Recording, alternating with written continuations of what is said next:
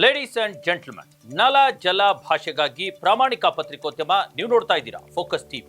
ಪ್ರತಿದಿನದ ಪ್ರಚಲಿತ ವಿದ್ಯಮಾನಗಳ ಕುರಿತಂತೆ ಅದರ ಒಳಹೊರಗಿನ ಒಳನೋಟಗಳನ್ನು ನಿಮ್ಮೆದುರು ತೆರೆದಿಡುವ ವಿಶೇಷ ಕಾರ್ಯಕ್ರಮವೇ ಎಕ್ಸ್ಪ್ಲೈನರ್. ನಾನು ಹಬೀಬ್ ದಂಡಿ.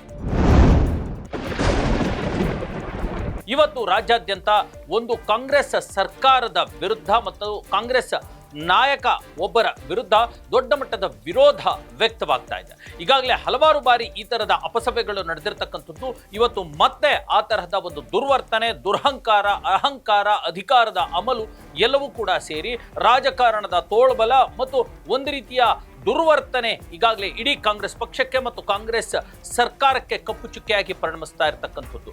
ಇವತ್ತು ನೋಡಿ, ಶಿಡ್ಲಘಟ್ಟದ ಪೌರಾಯುಕ್ತೆ ಆಗಿರ್ತಕ್ಕಂಥ ಅಮೃತಾ ಗೌಡ ಅವರನ್ನ ಶಿಡ್ಲಘಟ್ಟದ ಮಾಜಿ ಒಂದು ನಾಯಕ ಆಗಿರ್ತಕ್ಕಂಥ ಹಾಲಿ ರಾಜಕಾರಣಿ ಮತ್ತು ಈಗಾಗಲೇ ಕಾಂಗ್ರೆಸ್ನ ಪ್ರಮುಖ ನಾಯಕ ಕೂಡ ಆಗಿರ್ತಕ್ಕಂಥ ರಾಜೀವ್ ಗೌಡ ಅವರು ಬಾಯಿಗೆ ಬಂದ ಹಾಗೆ ಬೈದಿರ್ತಕ್ಕಂಥದ್ದು. ಕೇವಲ ಒಂದು ಬ್ಯಾನರ್ ವಿಚಾರಕ್ಕೆ ಸಂಬಂಧಪಟ್ಟ ಹಾಗೆ ಅವರಿಗೆ ಒಂದು ರೀತಿಯ ಅವಾಚ್ಯ ಶಬ್ದಗಳನ್ನು ಪೌರಾಯುಕ್ತೆ ಆಗಿರ್ತಕ್ಕಂಥ KAS ಆಫೀಸರ್ ಆಗಿರ್ತಕ್ಕಂಥ ಅಮೃತಾ ಗೌಡ ಅವರಿಗೆ ಒಂದು ತುಚ್ಛವಾದ ಪದಗಳನ್ನು ಬಳಸಿ, ಅಶ್ಲೀಲ ಪದಗಳನ್ನು ಬಳಸಿ ಬೈದಿರ್ತಕ್ಕಂಥದ್ದು ಈಗ ಇಡೀ ಕಾಂಗ್ರೆಸ್ ಪಕ್ಷದ ವರ್ಚಸ್ಸಿಗೆ ಕಪ್ಪು ಚುಕ್ಕೆಯಾಗಿ ಪರಿಣಮಿಸಿಬಿಟ್ಟಿದೆ.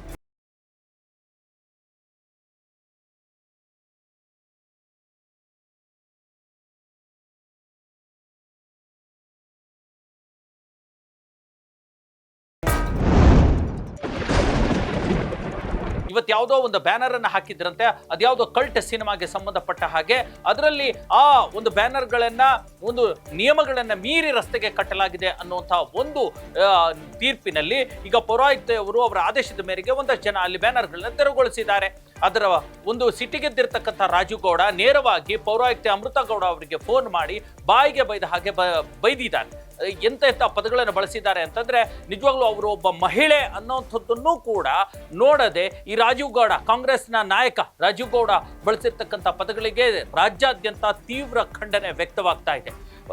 ಆ ಬ್ಯಾನರ್ ಅನ್ನ ತೆಗೆಸಿರೋದ್ರಿಂದ ಚಪ್ಪಲಿ ತಗೊಂಡು ಹೊಡಿತೀನಿ, ಅಮ್ಮನ್, ಅಕ್ಕನ್ ಅಥವಾ ಬೆಂಕಿ ಹಚ್ಚಿಬಿಡ್ತೀನಿ ಅನ್ನುವಂಥ ಮಾತುಗಳನ್ನ ಅವ್ರು ಹೇಳಿರ್ತಕ್ಕಂಥದ್ದು. ಇದು ಯಾವ ರೀತಿಯ ಸಂಸ್ಕೃತಿ?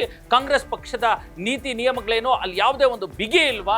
ಅಲ್ಲಿನ ನಾಯಕರು ಎಂಥವ್ರು ಅನ್ನುವಂಥದ್ದು ಕೂಡ ಇವತ್ತು ಹರಾಜಾಗ್ತಾ ಇದೆ ಅಲ್ಲಿನ ಸಂಸ್ಕೃತಿ. ಆಮೇಲೆ ಅವರೇನೋ ಸ್ಪಷ್ಟನೆಯನ್ನ ಕೊಟ್ಟರು, ನಾನು ಬೈದಿದ್ದ ಅಧಿಕಾರಿಗಳಿಗಲ್ಲ, ಯಾರು ಬ್ಯಾನರ್ ಬಿಚ್ಚಿದ್ರು ಅವರಿಗೆ. ಹಾಗಾಗಿ ಇದು ಅವರೇನಾದ್ರೂ ಹಾಗೆ ಬೇಜಾರು ಮಾಡ್ಕೊಂಡಿದ್ರೆ ನಾನು ಸಾರಿಯನ್ನ ಕೇಳ್ತೀನಿ, ಕ್ಷಮೆ ಕೇಳ್ತೀನಿ ಬಹಿರಂಗವಾಗಿ ಅನ್ನುವಂಥ ಮಾತನ್ನ ಹೇಳ್ಬಿಟ್ರು. ಆದ್ರೆ ರಾಜುಗೌಡ ಅವರೇ, ನೀವು MLA ಎಲೆಕ್ಷನ್ಗೆ ನಿಂತಿರ್ತಕ್ಕಂಥವ್ರು, ಸೋತು ಹೋಗಿರ್ತಕ್ಕಂಥವ್ರು. ಇಂತಹ ನಿಮ್ಮ ದುರಹಂಕಾರದಿಂದನೇ ಜನ ಬಹುತೇಕ ನಿಮ್ಮನ್ನ ಸೋಲ್ಸಿರಬಹುದು. ಮತ್ತೆ ಈ ವರ್ತನೆಯನ್ನ ನೀವು ಸರಿ ಮಾಡ್ಕೊಳ್ತಾ ಇದ್ರೆ ಮುಂದೆಯೂ ಕೂಡ ಈ ದುರಹಂಕಾರಕ್ಕೆ ತಕ್ಕ ಬೆಲೆಯನ್ನ, ತಕ್ಕ ಶಾಸ್ತಿಯನ್ನ ಕಲಿಸ್ತಾರೆ ಜನ. ಇದನ್ನ ನೀವು ನೆನಪಲ್ಲಿ ಇಟ್ಕೋಬೇಕು.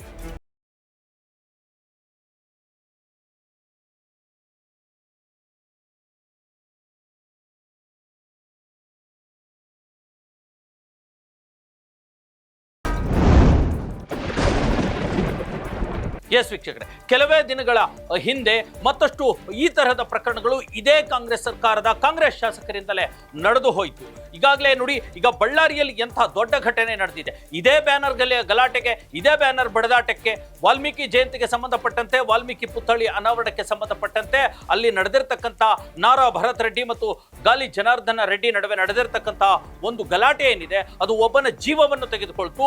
ಈಗ ನಾರಾ ಭರತ್ ರೆಡ್ಡಿ ಒಂದು ಬಂಧನಕ್ಕೂ ಕೂಡ ಅಣಿಯಾಗ್ತಾ ಇದೆ. ಮತ್ತೆ ದೊಡ್ಡ ಮಟ್ಟದ CBI ತನಿಖೆಗೆ ಒತ್ತಾಯ ಮಾಡಲಾಗ್ತಾ ಇದೆ. ಪ್ರತಿಭಟನೆಗಳು ನಡೀತಾ ಇದೆ. ಪಾದಯಾತ್ರೆ ಕೂಡ ಬಳ್ಳಾರಿಯಿಂದ ಬೆಂಗಳೂರಿನವರೆಗೂ ಕಾಂಗ್ರೆಸ್ ಸರ್ಕಾರದ ಪಕ್ಷದ ವಿರುದ್ಧ, ಅವರ ದೌರ್ಜನ್ಯದ ವಿರುದ್ಧ ಪಾದಯಾತ್ರೆಯನ್ನು ಕೂಡ ಮಾಡಲಾಗ್ತಾ ಇದೆ. ಇಷ್ಟಾದ್ರೂ ಕೂಡ ಇವರಿಗೆ ಬುದ್ಧಿ ಬಂದಿಲ್ಲ ಕಾಂಗ್ರೆಸ್ ನಾಯಕರಿಗೆ ಅಂದ್ರೆ ಯಾರು ಹೇಳೋದು? ಯಾಕೆ ಇಷ್ಟು ದುರಹಂಕಾರ, ಅಧಿಕಾರದ ಅಮಲು, ಮದ ಯಾಕೆ ಅನ್ನುವಂಥದ್ದು? ಇವರೆಲ್ಲ ಏನಂದ್ಕೊಂಡ್ಬಿಟ್ಟಿದ್ದಾರೆ? ಅಧಿಕಾರಿಗಳಂದ್ರೆ ಕಾಲ ಕಸ ಅಂತಾನ?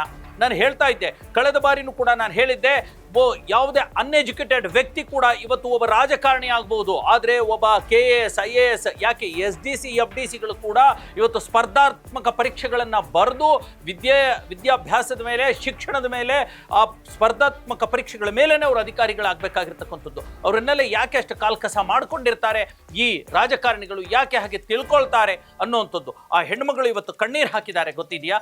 ಆ ಥರದ ಒಂದು ಅವಾಚ್ಯ ಶಬ್ದಗಳನ್ನು ಬಳಸಿರ್ತಕ್ಕಂಥದ್ದು. ಇದ್ರ ಜೊತೆಗೆ ಇನ್ನೊಂದು ಘಟನೆ ಮೊನ್ನೆ ಕೂಡ ನಡೀತು.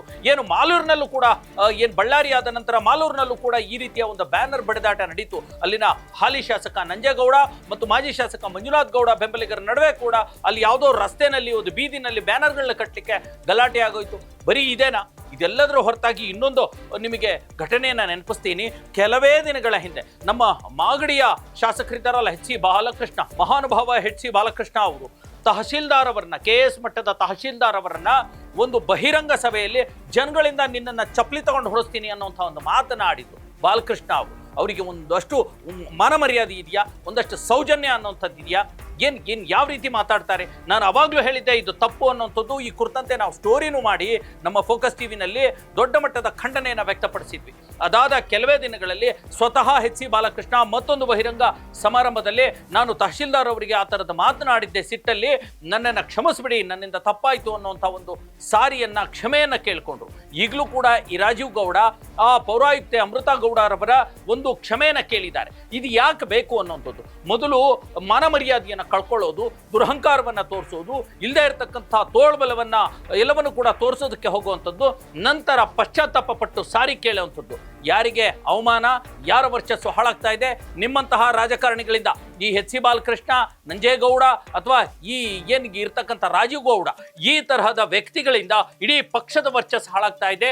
ಇಡೀ ಒಂದು ಸರ್ಕಾರಕ್ಕೆ ಕೆಟ್ಟ ಹೆಸರು ಬರ್ತಾ ಇದೆ. ಆಕ್ಸಿಡೆಂಟ್ ಆಗಿದೆ ಸರ್, ಪಬ್ಲಿಕ್ ಇಂದ ಕಂಪ್ಲೇಂಟ್ ಬಂದಿದೆ. ಕಂಪ್ಲೇಂಟ್ ಬಂದ್ರೆ ಬ್ಯಾನರ್ ಹೆಂಗ್ ಕೀಳ್ತೀರಿ? ಬ್ಯಾನರ್ ಕಿತ್ತಿಲ್ಲ ಸರ್, ತೆಗ್ಬಿಟ್ಟು ಅದು ಆಫೀಸಲ್ಲಿ ಇಟ್ಟಿದ್ದಾರೆ. ನಾನು ಯಾವನ್ ಬಿಚ್ಚಿ ಕಟ್ಸಿದ್ರೆ ಸರಿ.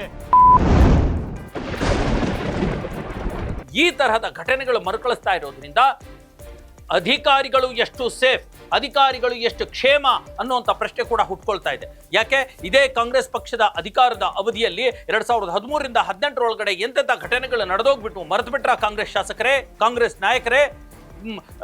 IAS ಆಫೀಸರ್ ಆಗಿರ್ತಕ್ಕಂಥ DK ರವಿ ಹೇಗೆ ಸತ್ತೋದ್ರು, ಯಾಕೆ ಸತ್ತೋದ್ರು, ಅವರ ಮೇಲೆ ಅಧಿಕಾರಿಗಳಿಗೆ, ಅದರಲ್ಲೂ ಕೂಡ ರಾಜಕಾರಣಿಗಳು, ಮಿನಿಸ್ಟರ್ಗಳು ಹೇರಿರ್ತಕ್ಕಂಥ ಒಂದು ಪ್ರೆಷರ್ ಎಂಥದ್ದು ಅನ್ನುವಂಥದ್ದು ಎಷ್ಟೊಂದು ಚರ್ಚೆಗೆ ಗ್ರಾಸ ಆಗಿತ್ತು. ಕೋರ್ಟ್ ಮೆಟ್ಟಿಲನ್ನು ಕೂಡ ಆ ಪ್ರಕರಣ ಏರಿತ್ತು ಅಲ್ವಾ? DYSP ಗಣಪತಿ ಆತ್ಮಹತ್ಯೆ ಮಾಡ್ಕೊಂಡಿದ್ದು ಯಾವ ಕಾರಣಕ್ಕೆ?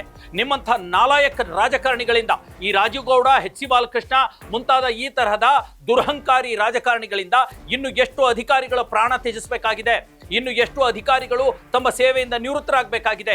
ಎಷ್ಟೋ ಜನ ಅಧಿಕಾರಿಗಳು ಇವತ್ತು ಹಾಲಿ ಇರ್ತಕ್ಕಂಥ ಶಾಸಕರು ಮತ್ತು ಮಿನಿಸ್ಟರ್ಗಳ ಟಾರ್ಚರ್ಗಳನ್ನ ತಾಳಲಾರದೆ VRS ಕೊಟ್ಟು ಹೋಗ್ತಾ ಇದ್ದಾರೆ, ವಾಲಂಟರಿ ರಿಟೈರ್ಮೆಂಟ್ ಕೊಟ್ಟು ಹೋಗ್ತಾ ಇದ್ದಾರೆ. ನೀವು ಅಧಿಕಾರಿಗಳು ಅಂತಂದ್ರೆ ಏನು ಕಾಲ ಕಸ ತುಚ್ಛ ಅಂತ ಮಾಡ್ಕೊಂಡಿದ್ದೀರಾ?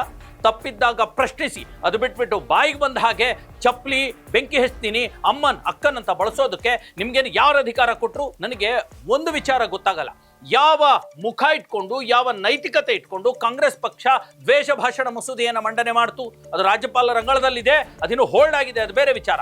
ನಿಮಗೆ ನಿಜವಾಗ್ಲೂ ಅದರ ಬಗ್ಗೆ ತತ್ವ ಆದರ್ಶಗಳನ್ನ ಪಾಲಿಸುವಂಥದ್ದಿದ್ರೆ, ನಿಮಗೆ ಕಮಿಟ್ಮೆಂಟ್ ಇದ್ರೆ ಕಾಂಗ್ರೆಸ್ ಸರ್ಕಾರಕ್ಕೆ ಮತ್ತು ಕಾಂಗ್ರೆಸ್ ಪಕ್ಷಕ್ಕೆ ಹೇಳುವಂಥದ್ದು, ಈ ಮೊದಲು ಈ ಕೂಡಲೇ ನಾರಾ ಭರತ್ ರೆಡ್ಡಿಗೆ ಸೇರಿದಂತೆ, ಎಚ್ ಸಿ ಬಾಲಕೃಷ್ಣಗೆ ಸೇರಿದಂತೆ ಮತ್ತು ಈಗ ರಾಜೀವ್ ಗೌಡಗೂ ಸೇರಿದಂತೆ ಈ 3 ಜನರ ಮೇಲೆ ನೀವು ಈ ದ್ವೇಷ ಭಾಷಣ ಅಥವಾ ಯಾರದೇ ಘನತೆಯ ಮೇಲೆ ಒಂದು ಪ್ರಭಾವ ಬೀರುವಂಥ ಅಥವಾ ಅವರ ಘನತೆಗೆ ಮಸಿ ಬಳಿಯುವಂಥ ಭಾಷಣವನ್ನು ಮಾಡಿರ್ತಕ್ಕಂಥ, ಮಾತುಗಳನ್ನು ಆಡಿರ್ತಕ್ಕಂಥವ್ರ ಮೇಲೆ ಈ ಪ್ರಕರಣವನ್ನು ದಾಖಲಿಸಿ ಅವಾಗ ನಾವು ನಿಮ್ಮನ್ನ ಒಪ್ಕೊಳ್ತೇವೆ, ನಿಮಗೆ ಬದ್ಧತೆ ಇರತಕ್ಕಂಥ ಸರ್ಕಾರ ಅನ್ನುವಂಥದ್ದು.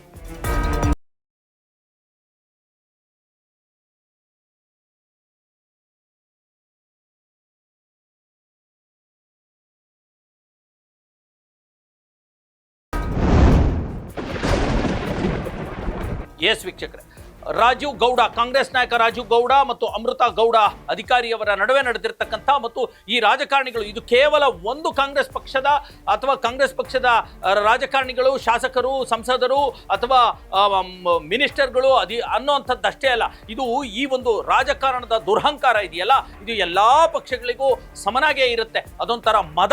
ಅದು ಕಾಂಗ್ರೆಸ್ ಆಗಿರಲಿ, JDS ಆಗಿರಲಿ, BJP ಆಗಿರಲಿ, ಯಾರನ್ನೇ ಆಗಿರಲಿ, ಸಾರ್ವಜನಿಕರನ್ನ, ಅದರಲ್ಲೂ ಸರ್ಕಾರಿ ಅಧಿಕಾರಿಗಳನ್ನ ಗೌರವದಿಂದ ಕಾಣುವಂಥದ್ದು, ಜೊತೆಗೆ ಸಾರ್ವಜನಿಕರನ್ನು ಕೂಡ ಈ ಮದವನ್ನ ಬಿಟ್ಟು ಅವರಿಗೆ ಪ್ರೀತಿಯಿಂದ ಮಾತನಾಡಿಸುವಂತಹ ಒಂದು ಸಂಸ್ಕೃತಿ ಕರ್ನಾಟಕದಲ್ಲಿ ನಿರ್ಮಾಣ ಆಗಬೇಕು. ಯಾಕಂದ್ರೆ ಕರ್ನಾಟಕದ ಸಂಸ್ಕೃತಿ ಅಂತಹದ್ದು ಅಲ್ವಾ?